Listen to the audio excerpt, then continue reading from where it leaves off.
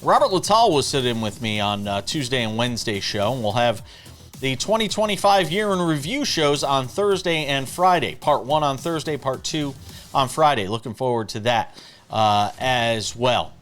Bill Bender will join us to talk some college football a little later on. Sam Yarnell is here as well, but we start things as we always do with the big story. And the big story is the NFL and what just continues to be this unpredictable 2025 regular season that has literally left us scratching our heads trying to figure out who a prohibitive favorite is, trying to figure out if you're going to go place a futures bet, if you are wont to do such things, where should your money go? And the fact of the matter is, I can't even tell you anymore. And I talk about sports for a living. I have no idea how this is going to wind up because I think it's going to be matchup predicated. And with 2 weeks to go in the season, we still don't know how those matchups are going to shake out. And I know that's not a popular thing to say because everybody has to have an opinion in today's sports media, and you have to have a take, and you have to have one way or the other. You can't ride fences. But I'm going to sit on the fence right now when it comes to trying to figure out who winds up winning this whole thing. Because I don't think any of us know. Anybody who tells you they do know is lying because none of us know how these matchups are going to play out for Wild Card Weekend and then the divisional round. And I think without that information, the data is incomplete. And the only way you can make informed decisions, whether it's just talking about sports or betting on sports, is to have all the data. We don't have all the data. And the data we do have so far is so mixed. And so contradictory in so many ways that I think it's impossible to try and make an informed decision on who I think is going to win this thing. Now, there are teams that I think have value. I think there are teams out there that I would certainly would be willing to place a few dollars on. Well, like the Houston Texans. But even the Texans right now, even Houston right now, is what, 13-1? And even those odds seem a little too good now. When they were 20-1, I loved Houston because of that defense, which travels so well. Literally, as I'm sitting here talking to you, the Broncos number just went down to 9-1.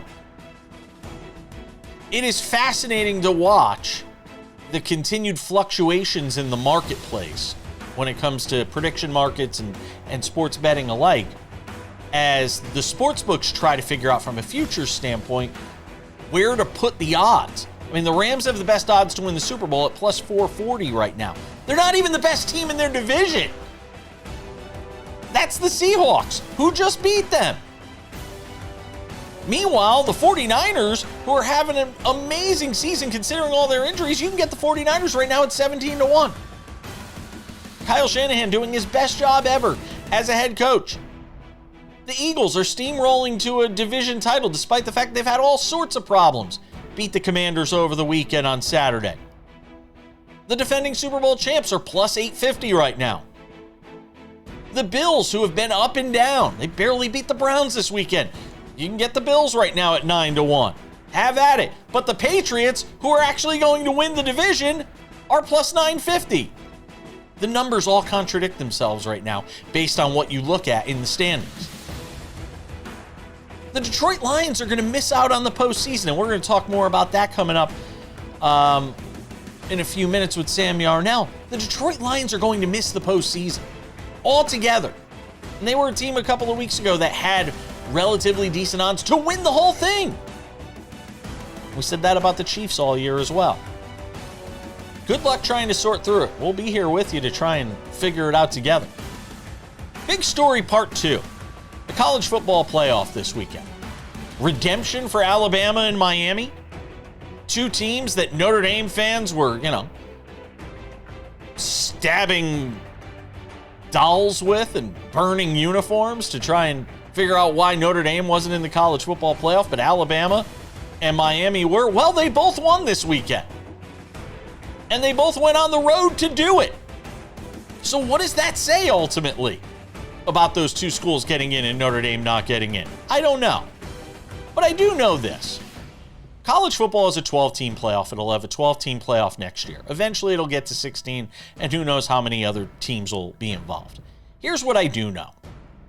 The idea of inclusion and having the group, these group of 5 conferences that had to get in, that allowed for James Madison and Tulane to get in. And congratulations to those schools on great regular seasons. It cannot continue. This is not a situation that could be allowed to continue in college football because those programs simply don't meet the standards of being one of the best 12 schools in the country.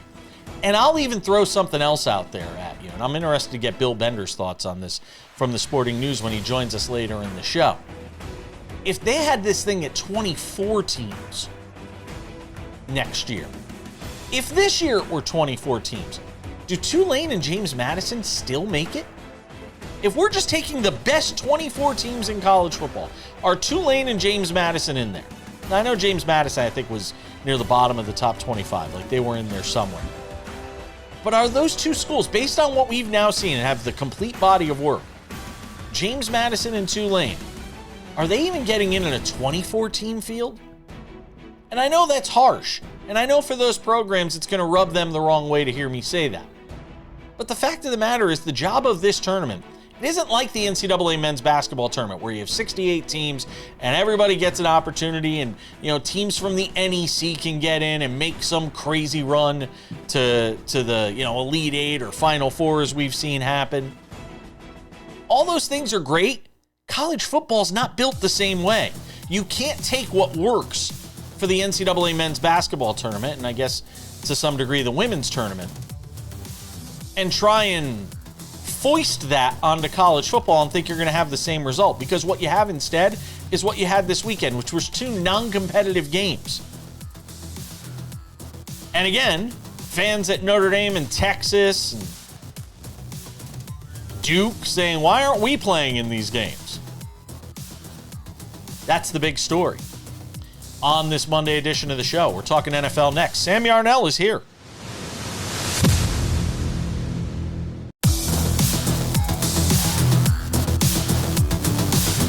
Good to be with you on this Monday edition of the show. The only day this week we are scheduled to be graced with the presence of Sam Yarnell. Where are you going for the holidays, by the way? If you can visit my parents. Okay. Midwest or D.C.? No, upstate New York. Oh.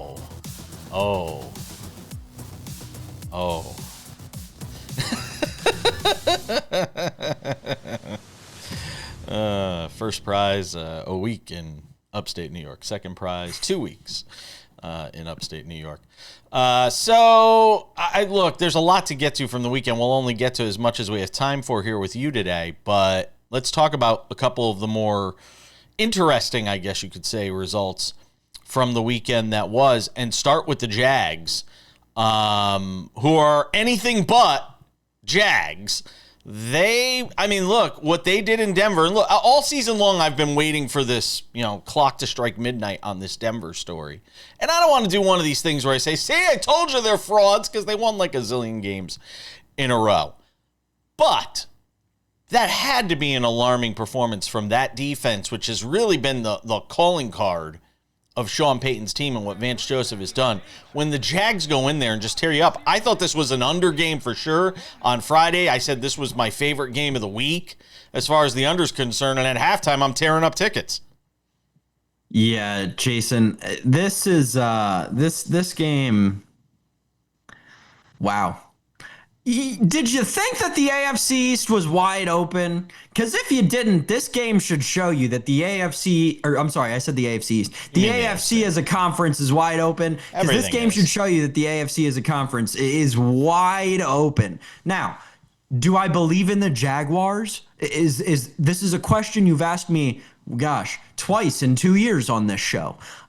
No, still my answer. No, I don't believe in the Jaguars. I don't think Trevor Lawrence can win a playoff game. I think Liam Cohen's a great coach. I think he should very well be in conversation, especially after a game like yesterday, for Coach of the Year, and should be knocking out guys like Mike Vrabel, who very clearly should not be in the conversation for Coach of the Year. But all of that said, I am still not ready to say, yep, the Jaguars are AFC conference contenders. Now, On the other side of that, are you ready to write off the Broncos? I don't know. I don't know if I was ever ready to write on the Broncos. I was never in the Jason Page camp of they're not going to be contenders this season. I don't know if I was ever fully in on them as contenders, but it certainly doesn't help their case. You had a 12-game home winning streak, and an AFC South team just came in and snapped it? Huh? I'm not like ready to throw the baby out with the bathwater here when it comes to the Broncos. I still think they are going to be a force to be reckoned with. And look, you'd rather have this loss now than in your first playoff game of the postseason. You'd rather get this loss out of your system now. Take the Patriots as an example. The loss last week against Buffalo, and then they come back this week down 11, to the Ravens and get a win. We'll get to them a little later on in the show. I agree with you, though. And I said this at the top of the show, so it's just an extension of what I said there. It just, again, screams to the fact that there is no favor. I said it yesterday. I did a SportsWrap short on it, Sam, and we don't have time to get to Houston. To me, the most dangerous team in these playoffs is the Houston Texans. I will give, and I know they barely beat the Raiders yesterday. But you know what? There's no such thing as. I'm done with the idea of bad wins anymore because you're just trying to survive week to week and get through some of these games. And they didn't play very well yesterday, and they still won. But to me, I think I can get Houston at like 20-1 right now. I'll take Houston. That's where I'll go throw my money if I'm looking for value right now. It's on a team like Houston, Sam. Real quick, because I want to get to the Steelers. Yes, no, and if you made me pick an AFC South team, I am with you, Jason Page. There is concern for me right now. It's 2 weeks in a row. You've get that defense, which has been vaunted all season, right, has given up 20-plus points to the Arizona Cardinals and the Las Vegas Raiders. We know defense is volatile in the NFL. I'm hoping it's not the turning for them. But again, I'm with you. If I had to pick an AFC South team in the AFC this year, it's got to be the Houston Texans. I cannot get there, as Sam Yarnell would say, on the Jacksonville Jaguars. They're down to 13-1 now. I thought they were as high as 20 at one point. They're down. You can get the Texans now. They're only at 13-1. That kind of surprises me. Steelers Lions. Look, I mean, let me just get the DK Metcalf thing out of the way. How that happens from a myriad of ways, I can't understand. One, where's security? This kid's down there. I mean, this thing played out. Where is security while this is happening? Where is anybody from the Steelers to get over to him? They got all these security people all on the sidelines. All these teams have these strong men. I don't understand how any of that was allowed to take place, Sam. Yeah, wild. I mean, it's inexcusable. You have to figure, obviously, we're doing this before the news comes down, but you have to figure there will be a suspension inevitably for DK Metcalf. Mike Florio said the precedent, though, is only a fine and not a suspension. And if this isn't a suspension, I don't know what this league is doing, but go ahead. No, I'm with you, though. I'm with you 100%. It's got to be a suspension. It's got to be at least one game. I would say probably 2. 3 is probably overdoing it. But again, I'd understand it. He punched a kid in the face. Like, what are we talking about here? And it's DK Metcalf. It's a guy with a demonstrated history of being insane in football pads. Like, this isn't like some random player doing it. It's a guy who's been crazy on the football field before. Go back to TikTok, DK. Sam, we need way more time to flush this out than we have, but the Lions are going to miss the playoffs. They are. The Lions are going to miss the playoffs. This is a team that some people thought was potentially a Super Bowl winner, especially in a wide open season like this, Sam. They're going to miss the playoffs. What does the reckoning look like? Think about it like this. They're one game better right now than the Minnesota Vikings. As wild as that franchise has been this season. Jason, I don't know what the reckoning is. And I think there is some element of it that you can chalk up to. It's been a weird 2-year run for the Lions. They were gutted after last season, right? I want to still believe in them, especially going into next year, but they're going to have to bring something together. I don't know what it looks like. I don't know how you fix it. You're not firing Dan Campbell. Is it Jared Goff that has to go? I mean, what's the solution? That's what I'm most anxious to find out about. All right, Bill Bender's going to join us from the Sporting News. Ton of college football to get to from the playoffs this weekend, the ins and outs, the machinations of it all. We'll do it next.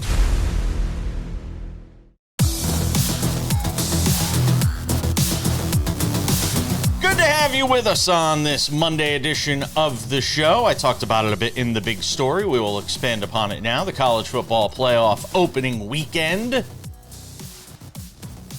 Road teams, the story. And teams that kind of flopped that we thought would flop. Bill Bender is here. Sporting News does a terrific job on all things football, including college football, hangs out with us on the show. So let me start with Miami.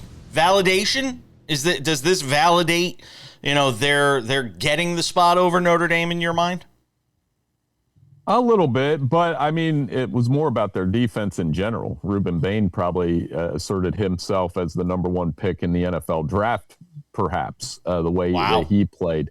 I mean, that was an ugly game, a defensive game, back and forth game, all of that. Miami missed several opportunities to extend the lead. The special teams on both sides were miserable. But the larger takeaway for me is the U is actually back in a big game now. When we get to see them play Ohio State on New Year's Eve in the Cotton Bowl, it was an impressive performance. Bill, you took the words right out of my mouth with the Ruben Bain question in the NFL draft. So I'll pivot to a different player in this game, Marcel Reed. Obviously, this is a guy who's had a ton of narratives around him all year, both good and bad, right? At one point, we were talking about this guy as a Heisman contender. He didn't look very good in this game. What is your takeaway from Reed going into next season?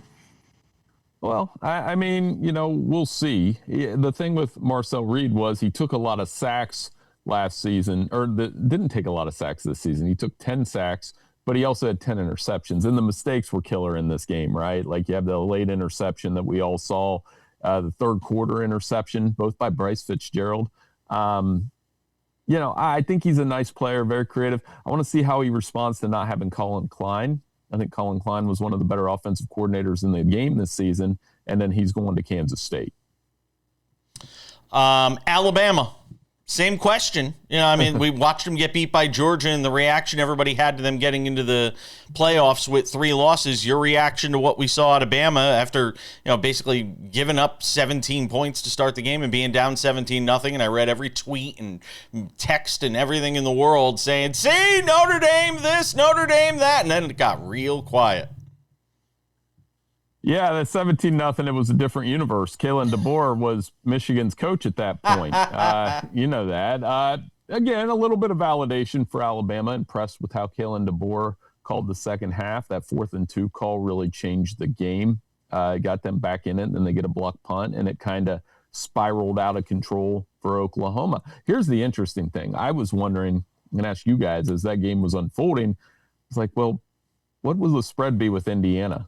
I thought it would be lower because the bettors and the perception and Alabama's blue blood and all that I thought the line might be 3.5 or 4.5. They actually are respecting Indiana a little bit. Yeah, Vegas is usually pretty good at taking the emotion out of it, though. Sam, you'd probably agree with that. It is very interesting, though, to see. I will be fascinated to see how this line shifts over the course of the next, 9 days that we have until this game takes place, because that there's going to be a lot of sharp money that comes in on this game, and it's going to move that line. I bet you we see a 2-point standard deviation with this line, right? I'll bet we'll see it as low as 6.5 at one point in some spots and as high as 8.5 in other points at other spots.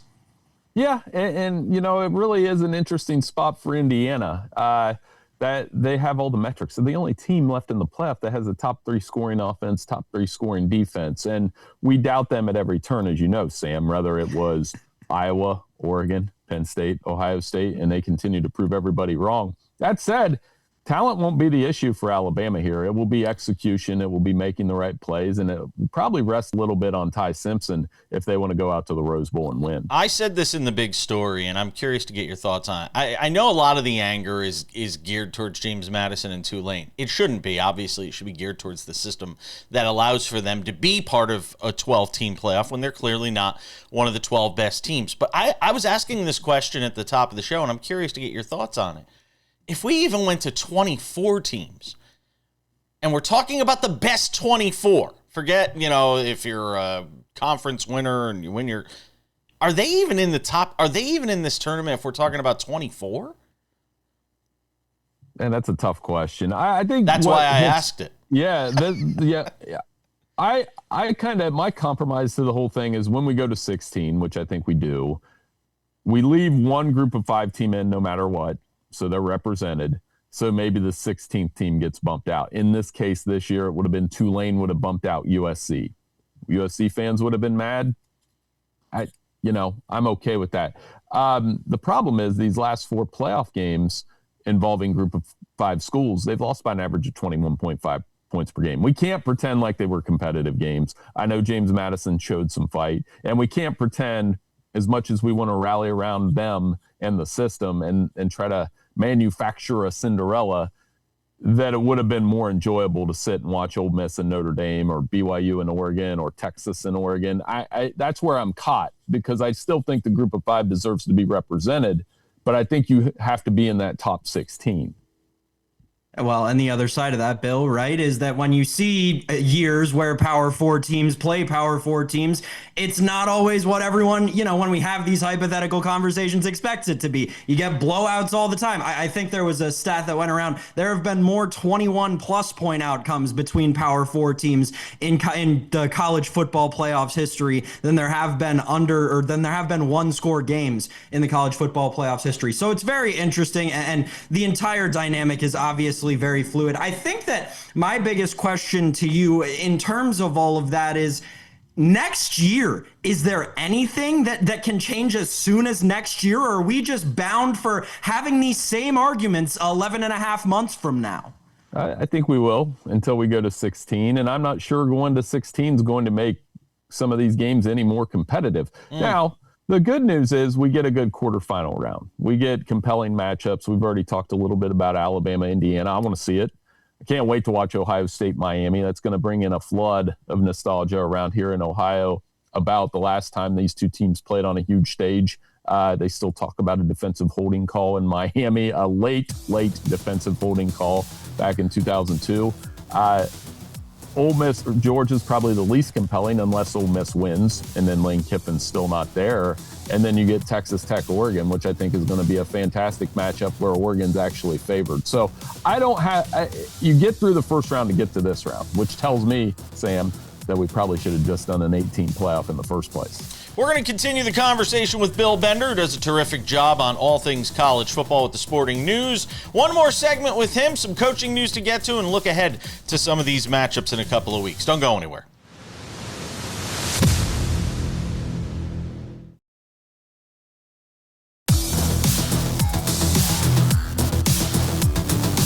The college football conversation continues on this Monday with Bill Bender of the Sporting News. Friend of the program. Been here since the beginning. January 1st, we will celebrate 2 years of SportsWrap.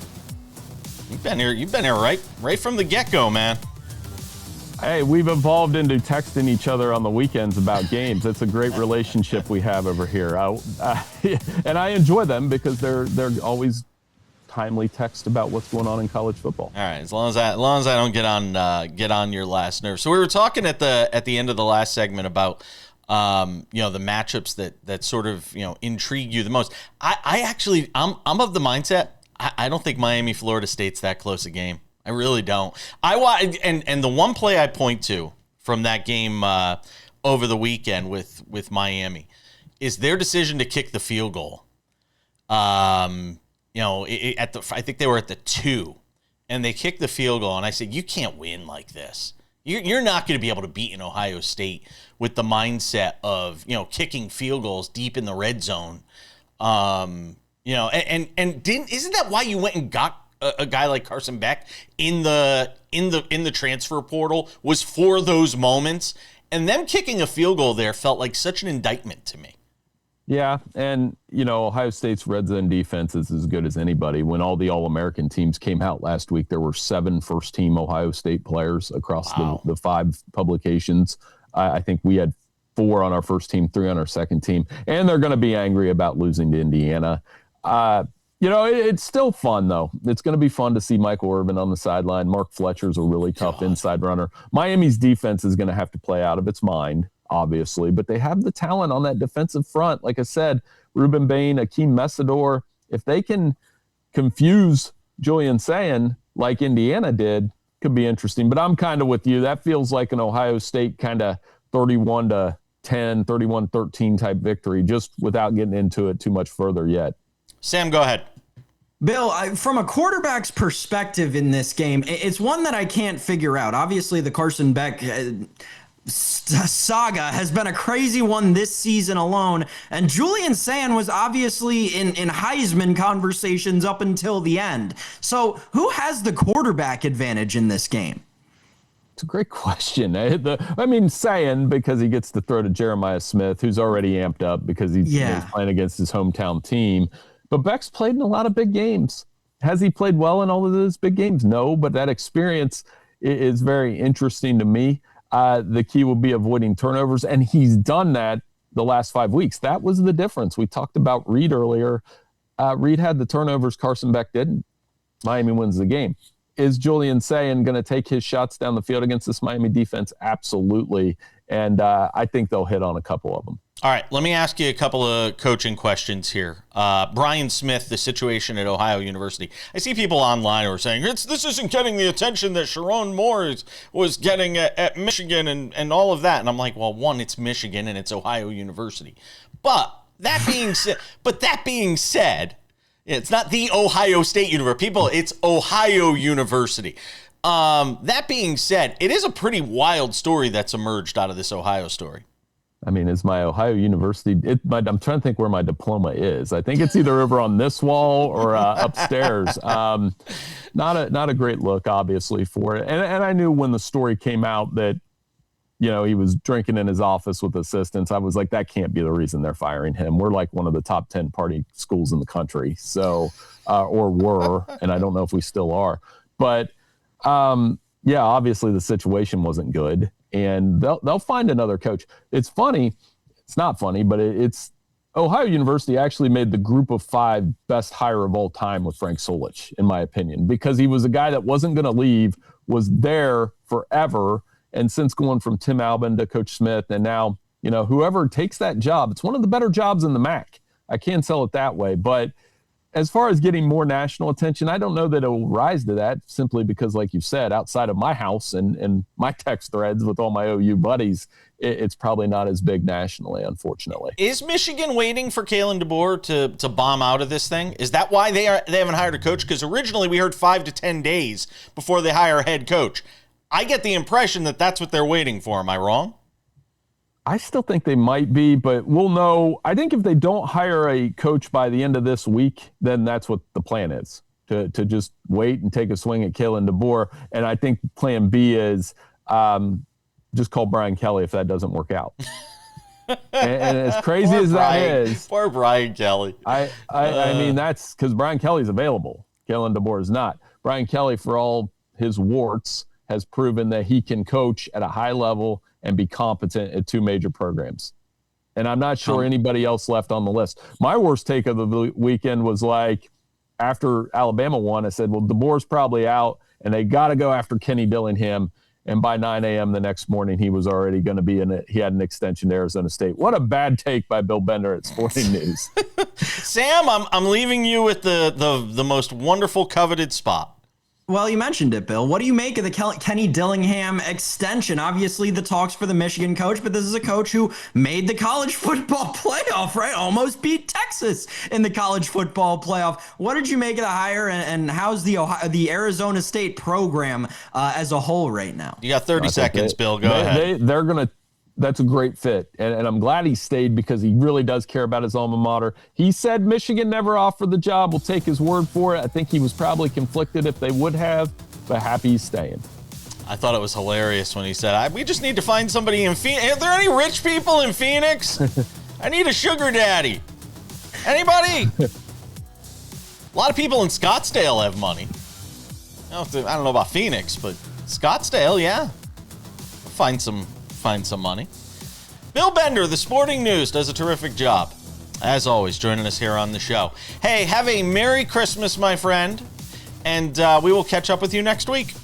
Anytime. Thanks for having me on, guys. Take care. Merry Christmas. We're coming back.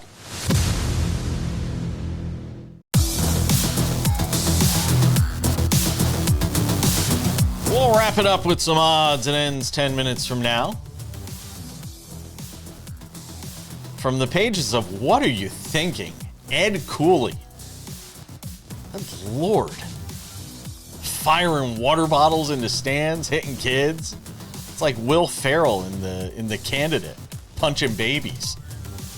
Grief. Sam Yarnell hangs with us. There's also some baseball news over the weekend. Munetaka Murakami, I think I said his name right, is joining a major league team. Just not the one we were probably thinking he'd join. We'll get to that as well. All right, back to the NFL, Sam. Couple of games I want to highlight. Packers-Bears being one of them. Wow. Talk about, and look, I know Jordan Love gets hurt and he's concussed and you got Malik Willis in the second half. You can't lose that game. You're Green Bay. You can't lose that game.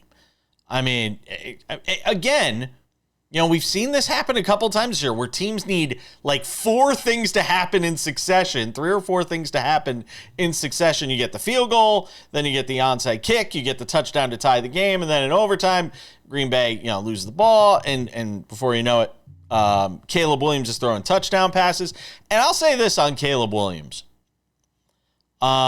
This is where that big time, college experience, playing those big games at USC, win or lose, being in those moments, and how that translates to the NFL, you never know. But it just goes to show you that playing in those big time moments in front of 70,000 people, those moments count for something when you get into a situation like this, Sam. Yeah, first of all, you're exactly right on the Packers side of this. That you can't lose this game, but all that said, and I tweeted this out when the game was going on. There were a couple of times during that game where you just felt like it was going to come down in a bad way to a Malik Willis deciding play, which it ultimately did. He ultimately fumbled with the lead and it cost them. But this was. Gosh, this was tough to watch for the Packers. It really is. And it's been tough to watch for, a lot of games this season. Let's call a spade a spade. They haven't looked good for as talented as this team is. On the Bears side of things, oh my goodness, Caleb Williams. He made one of maybe the best throws you'll see all year at the end to tie this game. What are we talking about? And then, not to mention the overtime winner, which was arguably a better throw, right? It was impressive quarterbacking in the last, 10 minutes of this game and overtime. And that is, to me, right, what makes Caleb Williams so special. Like you said, Jason, he's got that big game experience, but even beyond that, he's got the it factor, for lack of a better term. He's got the clutch gene. Hearing you say this is shocking. All of these stereotypes, they're not stereotypes. What's the word I'm looking for? Cliches that we use to describe professional athletes. Caleb Williams finally seems to actually be living up to them. It's so weird hearing you say that. You've had an evolution. Let's be honest. You've had an evolution 100%. On Caleb Williams. Well, and you'll remember, what did I say about Caleb Williams coming into the season? By the end of this season, we will be talking about Caleb Williams as either a bottom 10 quarterback in the league or a top 10 quarterback in the league. And I didn't think there was any in between. Here's the thing. This season, we've talked about him as both a bottom 10 quarterback in the league at times, and now I think we're recognizing him as a top 10 quarterback in the league. Yeah, what Ben Johnson has done is unbelievable. And again, they've won a lot of those close games that for a decade it felt like they were losing. Those things can sometimes be cyclical. And, next year we could be talking about a team that's, 6-11 just as easily as we're talking about a team that is on the verge of winning a division title. Sunday Night Football. So let's get into it. The Ravens cough up a lead in the fourth quarter again. I mean, that's the bottom. You could point to two games and say the Ravens aren't in the playoffs because of two Sunday night games where they coughed up fourth quarter leads, Sam Yarnell. Week 1 against Buffalo, week 16 here against the Patriots. Yeah, we were talking earlier about the Lions, right? And what is the answer for the Lions? Tenfold the question in Baltimore. I mean, not to say that I don't know. Do they have a more talented roster than the Lions? Like, just from a roster perspective, is their roster more talented? I don't know, but I might make the argument that it is. And the coaching, it's just... Gosh, this team has taken such a fall from grace. Where's Derrick Henry in the second half of this game, Sam? On the sidelines? You have a chance. You are down 4 points with 2 minutes left, and you are giving Justice Hill 3 snaps in a row. It is inexcusable. And I know, listen, the fact of the matter is this. Since Mike McDonald left the building, the franchise has been reeling. I mean, reeling. It is not a good situation in Baltimore right now, Jason. I don't know what the answer is. And let's be honest, the Patriots luck boxed their way into another win. They were handed another win by the Baltimore Ravens. So I guess you don't agree with me that it was Drake May's MVP moment last night. Oh my gosh, no. He had 2 turnovers. No, I don't. No, I don't agree that. And I heard all the MVP chants, and it's ridiculous considering, one, he's not even the MVP of his own team. That's Travion Henderson. And 2, he didn't even win that game for his team last night. That was Ramondre Stevenson. Folks in New England, the thoughts of Sam Yarnell do not reflect the entirety of this program, but they should.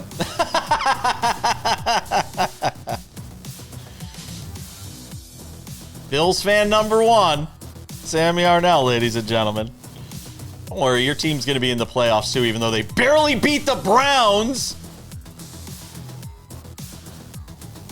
Odds and Ends wraps it up next. Monday Night Football, baseball, and a whole bunch more.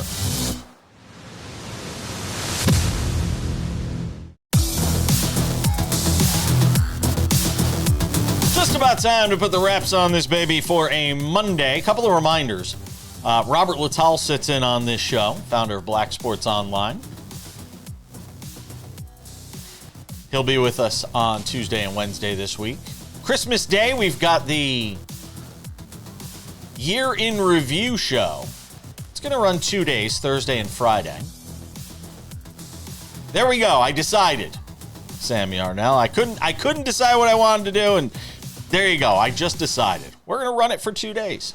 Those of you at home don't know the tireless discussion that went into that decision. And Jason just made it in about 30 seconds. That is decision making, folks. For those of you out there who struggle with decision making, just watch this program. Watch Jason Page. That's a guy who knows how to make a decision. Yeah, that is CEO. That is next level CEOing. If I ever have seen it myself. A couple of reminders, folks. If you haven't done so already, make sure to subscribe to the Sports Wrap with Jason Page podcast, available on all your favorite podcasting platforms. The audio version of this show, Monday through Friday, available wherever you get your podcasts. Also, Sports Wrap with Jason Page, the YouTube channel. If you have not subscribed to this yet, go. It's free.